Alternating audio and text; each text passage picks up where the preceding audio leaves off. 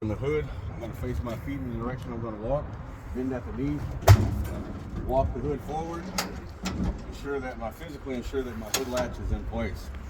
I'm going to look and listen for leaks. I hear none, I see none, and I have no leaks to the undercarriage.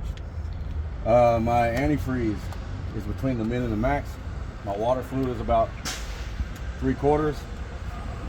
Here is my water pump. My water pump is secure with no leaks, and the belt has the proper tension, is not frayed. We go to the driver's side, wrap your head on the mirror.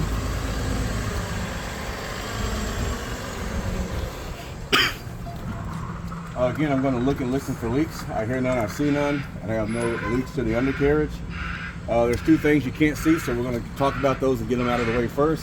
First, there's an air compressor that's located underneath the cab. I can't see it, but if I could, I'd verify it was secure. And I need to know that it's gear driven and not belt driven. Also, UPS does not use fuses, they use circuit breakers. And if there was a fuse box, it'd be located here on the firewall. So here's your power steering fluid on the 273. It's going to be right here next to the oil.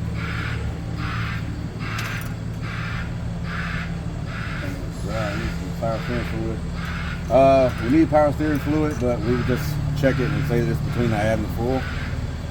I don't have a rag, but you will pull your oil dipstick out, wipe it off, reinsert it, take it out, verify it's between the add and the full. If it wasn't, you go to the shop and you add oil in 4-quart increments until it was between the add and the full. And you would add oil here in the red cap labeled engine oil.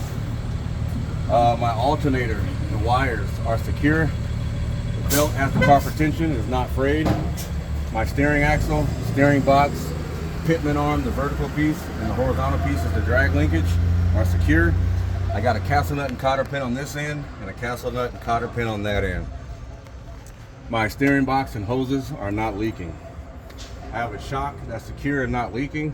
I have springs, spring hangers, U-bolts, bolts, and shackle that are secure with no missing, loose, or broken parts and no cracks or spaces. Now we just go to our brakes. This one has a dust cover, but we just act like it doesn't. My brake liner is a minimum of 1/4 inch thick without any cracks or contaminants. My brake drum is secure with no missing, loose, or broken parts. My brake chamber is secure. It's not dented or leaking. My slack adjuster and push rod are secure with no missing, loose, or broken parts. To test them, I would chalk the wheels, release the brakes, ensure there's no movement greater than 1 inch or 90 degrees. My air lines are secure with no cuts, cracks, abrasions, bulges, and no leaks. My couplings and fittings are secure with no leaks. My inside, middle, outside tire condition have no cuts, cracks, abrasions, bulges, no exposed cord or fabric, no abnormal tread wear. My tread is a minimum of 4 30-seconds deep because it's a steer tire. And I'll do my inflation check with my tool. My wheel is free from any cracks, welds, or rust streaks that would indicate loose lug nuts, and there aren't any. My wheel bearing lubricant is between the add and the full. It's sealed and not leaking. I have a metal valve stem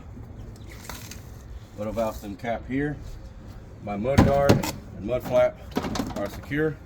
I'm going to go back to the passenger side and release my hood latch and shut my hood.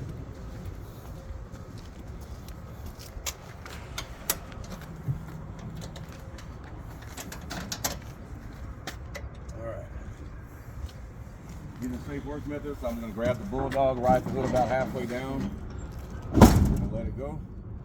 I'm going to fasten my passenger side hood latch followed by my driver's side hood latch. Go ahead and hop up in the passenger side here. I'll do the end cap.